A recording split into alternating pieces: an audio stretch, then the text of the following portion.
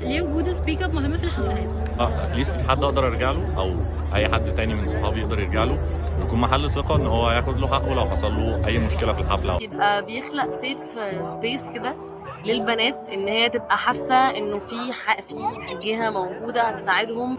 كمان حاجه قانونيه، انه لو حصل وبنت تعرضت لتحرش في حفله هيروحوا هيقدموا لها محامي يساعدها اون ذا سبوت. لان مصر المجال الفني فيها كبير جدا، واحنا من اكتر البلاد او المجتمعات اللي بيكون عندها حفلات مزيكا من انواع مختلفه، ولكن للاسف كل الحفلات ما بيبقاش فيها اي اجراءات ولا اي قوانين تكون بتساعد البنات اللي بتتعرض للتحرش.